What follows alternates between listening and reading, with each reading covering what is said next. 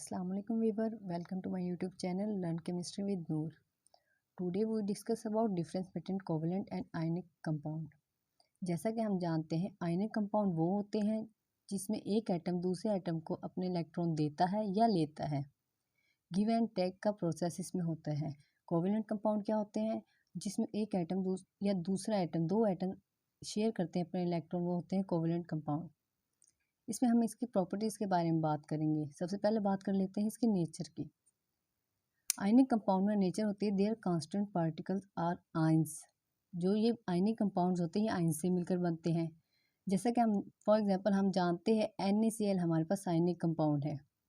Sodium और chloride से मिलकर बनते हैं, दो आयन से मिलकर बनता है। कैटाइन और एनाइन से मिलकर बनता है, तो ये हमारे पास है आयनिक कंपाउंड।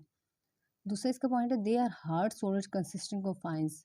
और ये हार्ड सॉलिड्स होते हैं हमारे पास, क्यों होते हैं? क्योंकि इनके दरमियान स्ट्रॉन्ग इंटरमालिकुलर फोर्सेस मौजूद होती है और इनका बॉन्ड हम आसानी से नहीं तोड़ सकते। इसी वजह से ये हार्ड सॉलिड फॉर्म में पाए जाते हैं। अगर हम कोवेलेंट की बात करते हैं, ये मॉलिक्यूल से मिलकर बने होते हैं और ये हमें पता है मॉलिक्यूल्स पे कोई चार्ज नहीं होता। वो ना कैटाइन होता है ना एनाइन होता है, मॉलिक्यूल्स पे कोई चार्ज नहीं होता। इसी वजह से ये कोवेलेंट कंपाउंड कहलाते हैं।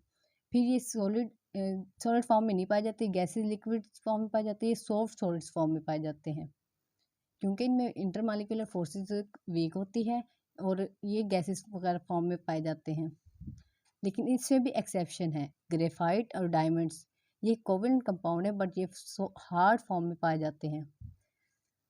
हम भी जानते हैं जो डायमंड है ये हार्डेस्ट सब्सटेंस है, क्योंकि अगर हम देखें तो इनफैक्ट डायमंड को तो हम चट्टानों को काटने के लिए भी इस्तेमाल करते हैं। जो डायमंड का कटर है इसे चट्टानों को काटने के लिए भी इस्तेमाल किया जाता है। फिर हम बात करते हैं बॉइलिंग पॉइंट और मेल्टिंग पॉइंट का। मेल्टिंग पॉइंट क्या होता है? सॉलिड का लिक्विड फॉर्म में आना मेल्टिंग पॉइंट होता है। और बॉइलिंग क्या होता है? लिक्विड का गैसेस में चेंज होना। अब दीज आर नॉन वोलेटाइल, ये नॉन वोलेटाइल तो है लेकिन इनका जो बॉइलिंग पॉइंट और मेल्टिंग पॉइंट वो दोनों हाई होता है,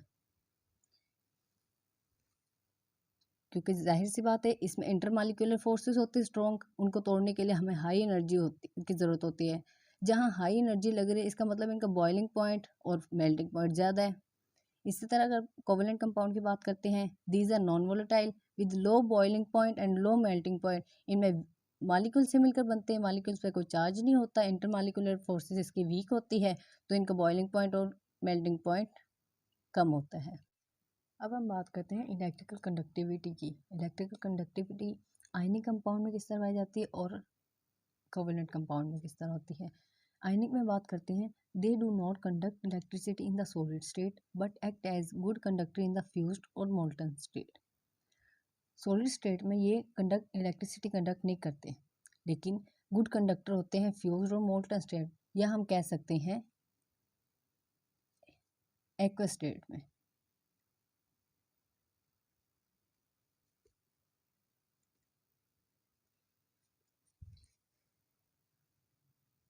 सॉलिड फॉर्म में ये इलेक्ट्रिसिटी कंडक्ट नहीं करते लेकिन हम इसे गुड कंडक्टर बना सकते हैं। वो किस तरह? इसको अगर हम हीट करेंगे तो हम इसको बॉन्ड तोड़ेंगे, बॉन्ड उसका वीक होगा, वो एक्वस स्टेट में आएगा और इस तरह हम इसमें इलेक्ट्रिसिटी कंडक्ट करवा सकते हैं। अगर हम बात करते हैं कोवेलेंट कंपाउंड की, they are not conductors of electricity in solid, molten और एक्वस सॉल्यूशन। ये इनमें वीक इंटरमॉलिक्यूलर फोर्सेस होती है, इनमें चार्जेस होते नहीं हैं, तो ये बैड कंडक्टर्स हैं, चाहे वो सॉलिड है, मोल्टन है या एक्वस सॉल्यूशन है। अब हम बात करते हैं सॉल्युबिलिटी की। आयनिक कंपाउंड और कोवेलेंट कंपाउंड में सॉल्युबिलिटी। आयनिक में हम देखें तो these are soluble in water but insoluble in organic solvents. ये वाटर में सॉल्युबल होते हैं लेकिन ऑर्गेनिक सॉल्वेंट्स में ये इनसॉल्युबल होते हैं। वजह क्या है? वाटर हमारे पास होता है पोलर और वो जो आयंस के दरमियान इंटरमॉलिक्यूलर फोर्सेस होते हैं उसको डिक्रीज करता है, जिसकी वजह से जो आयंस होते हैं वो हमारे एक्वस सॉल्यूशन में एक्वस फॉर्म में आ जाते हैं और इस तरह वो डिजोल्व हो जाते हैं। अगर हम बात करें कोवेलेंट कंपाउंड में, these are insoluble in water but dissolve in organic solvent. इसमें ये है जो ऑर्गेनिक सॉल्वेंट होते हैं वो हमारे पास होते हैं नॉन पोलर और इस तरह ये नॉन पोलर में कोवेलेंट कंपाउंड में डिजोल्व हो जाते हैं। व्यूअर्स, आज का लेक्चर उम्मीद है आपको समझ आ गई होगी। इस लेक्चर को अपनी फ्रेंड्स के साथ ज़्यादा से ज़्यादा शेयर करें, सब्सक्राइब करें, लाइक करें। Thank you.